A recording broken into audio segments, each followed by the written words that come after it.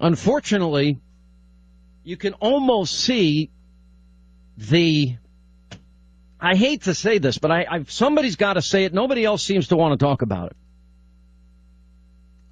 You can almost see, if you read about World War I and you read about World War II, and it was particularly World War II, the war my dad fought in, it just was particular interest to me, and you read about evil always exists, and it's our natural instinct to want to stop evil when we see it, and America being slow into the conflict in World War II, there were those that did not want the United States involved in World War II.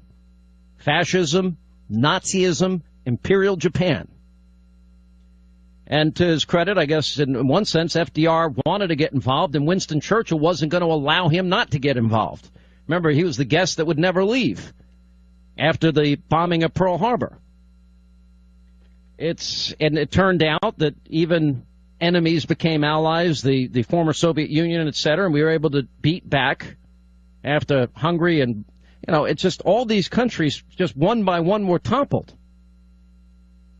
We're dealing, although in a different form, in radical Islam, and I make the distinction for those of you who say you don't make a distinction. I'm talking about radical Islam. We're going to look back through the prism of history, and we're going to define this error as the rise of the radical Islamists. I am telling you it is true. And you're seeing the formation now of what could very potentially be the next world war. Because it's not just the Middle East that is radicalized. I mean, when the eventuality is Israel is going to face a moment like this at some point. Because all of its neighbors, you've got Sunni, Shia, they're all aligned in their hatred towards Israel. Israel has heretofore, since its formation in 1941, the UN partition plan, they were attacked the very next day. They've been attacked in 67, 73, and there's been an ongoing low-level proxy war fought by radicals ever since. And that's why you see thousands of rockets every year fired into Israel. You can say at some point, Israel's going to come under fire, and good countries are going to have to come to its defense. But it's going to be against radical Islam in all of its forms. You can almost see this precipitating it. If, in fact, the U.S. strikes and Iran gets involved and Syria gets involved, and then you're going to see countries very quickly go down the middle and start taking sides. It has the potential. It's a powder keg. Now, nothing's happened yet. It looks like the concerns, everything I said yesterday about Syria, the dangers of what I'm calling a therapeutic bombing.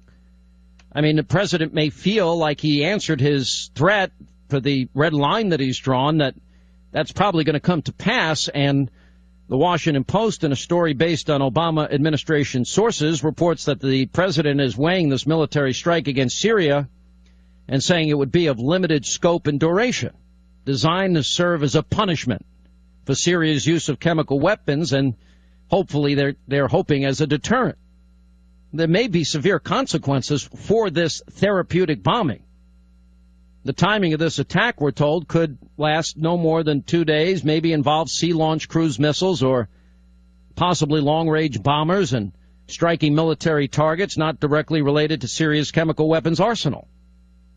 Now, those strikes now depend on three factors. One is the completion of an intelligence report assessing whether the Syrian government has culpability in the use of these chemical weapons in this chemical attack. Also, the ongoing consultation with allies. Hopefully, Congress will get involved, too.